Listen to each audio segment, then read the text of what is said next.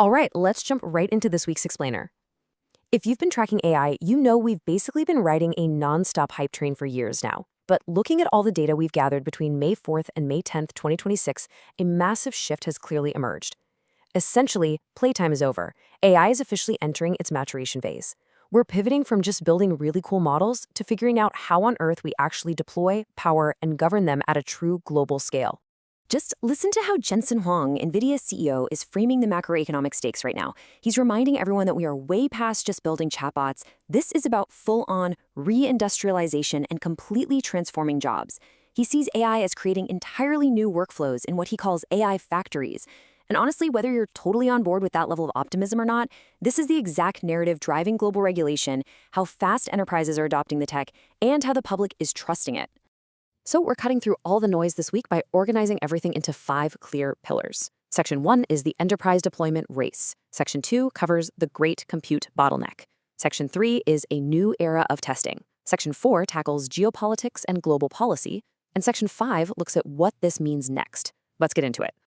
Starting off with Section 1, the enterprise deployment race. Let's look at why simply having a smart model just isn't the competitive moat it used to be. The whole industry is completely abandoning the old playbook. You know, the one where you just drop an API and cross your fingers that developers figure out what to do with it. Instead, we're seeing these massive joint venture deployment companies taking shape. Both Anthropic and OpenAI are reportedly actively pursuing these structures right now. They're pulling in serious institutional capital for the sole purpose of funding hands-on implementation teams. It really goes to show that the next phase of the generative AI wars is all about distribution and actual deployment capacity. And a huge driver of this enterprise push is OpenAI's new release, GPT 5.5 Instant. They've updated the default ChatGPT model with some heavily requested features built specifically for serious business use. It's got better factuality, way fewer hallucinations on high-stakes prompts, and introduces this incredible transparency feature called memory sources. So now, the system actually shows you the exact context that influenced its personalized answers. It literally gives professional users the audit trail they absolutely need to trust what the model is spitting out. But the absolute center of gravity for all this enterprise action? It's agentic AI. Google really hammered this home in their April recap this week, positioning agent platforms as their main strategy for making money in the enterprise space. And this is completely backed up by new data from Thomson Reuters, which shows that professionals in legal, tax, and risk sectors are aggressively moving toward agentic workflows. They're moving way beyond basic text generation. Now moving on to Section 2, the great compute bottleneck. Because let's face it, you can't deploy millions of enterprise agents if you literally don't have the physical servers to run them. You can clearly see this huge macro trend of supply chain consolidation playing out day by day this week. On Monday, chip makers were moving upstream, making acquisitions. By Wednesday, we saw these unprecedented infrastructure partnerships being signed just to lock down data center space. And then on Saturday, OpenAI raised a staggering $12 billion. Yes, that's billion with a B. And that money is specifically to accelerate their massive infrastructure strategy across cloud, silicon, and data centers.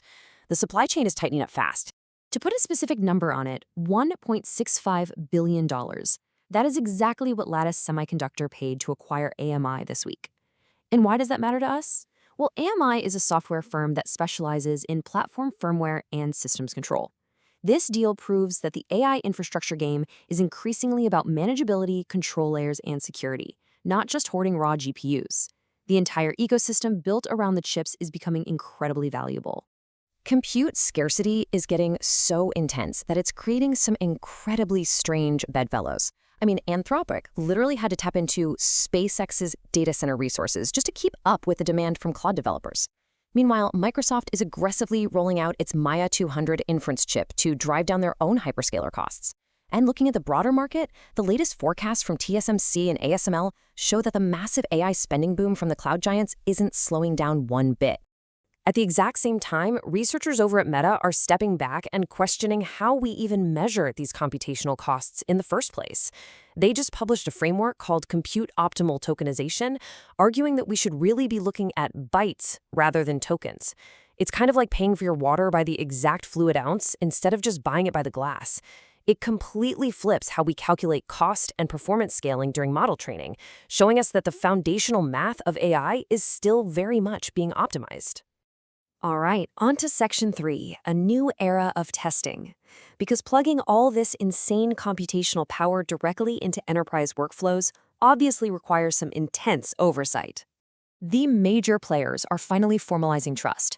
Just this week, the U.S. government's AI Safety Institute, also known as CASI, signed formal agreements with Google DeepMind, Microsoft, and xAI. They are officially teaming up to let government institutes review these frontier models before they are ever released to the general public.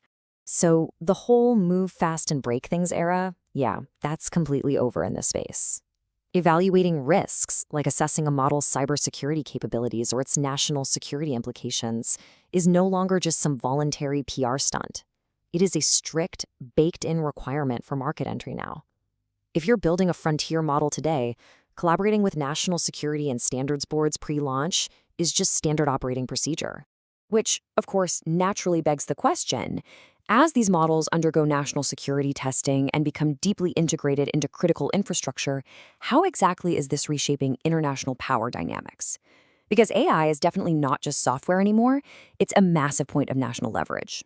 Let's dive into exactly that in Section 4, Geopolitics and Global Policy, and see how the world is actually governing this new reality. AI is totally embedded in top-tier global strategy now. Just look at the events from the past few days. Greece is actually taking steps to update its national constitution with a provision stating that AI must serve human prosperity while mitigating risks.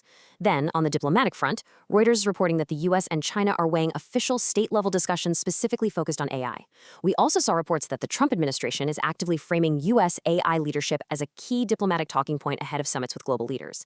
AI is effectively a core metric of a nation's geopolitical strength. And all of this geopolitical tension is translating directly into actual cyber threats. Enter a term you really need to know: distillation attacks. Think of it as industrial-scale IP theft, where an attacker basically extracts the capabilities of a frontier model to secretly train their own competing system. This week, the White House explicitly accused China-linked entities of carrying out large-scale distillation attacks on U.S. systems. And almost immediately, companies like Anthropic started rapidly publishing specific defense strategies and technical mitigations to stop model extraction. Policy anxieties are directly driving these technical security updates. If you want to understand the government's official stance on all this, just read the newly published chapter in the White House Economic Report. It's literally titled The Revolution of Artificial Intelligence. It clearly frames AI as a massive economic and strategic transformation that is dictating national infrastructure and investment trends. It's a flashing signal to everyone, from Wall Street investors to enterprise CIOs, that AI is officially viewed as critical national infrastructure. Which brings us to our final pillar, Section 5, what this means next. We've structured the week's chaos into clear trends. So how do you actually apply this to your own strategy? The biggest takeaway here, and this was perfectly summarized in a Microsoft strategy piece this week, is that we're moving away from AI helps a little bit via standalone chatbots and moving toward robust multi-agent orchestration that is deeply wired into an enterprise's operating model. We are graduating from experimental toys to fully deployed workflows. If your grand AI strategy right now is just buying your team chat GPT subscriptions, you are already falling behind the curve. So, to make sure you stay ahead next week, here is what you need on your watch list.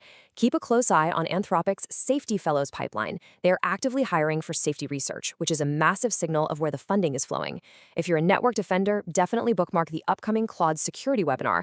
And you should absolutely read Microsoft's State of Global AI Diffusion report to track exactly which countries and which sectors are adopting these tools the fastest. I'm going to leave you with this final thought to ponder. As these models transition into critical, globally governed infrastructure, is your organization actually ready for the reality of agentic deployment? The models have matured, the governments are deeply involved, and the agents are officially here. If you understand these themes, you'll know exactly where this entire industry is heading. Thanks so much for joining me for this explainer, and I'll catch you in the next one.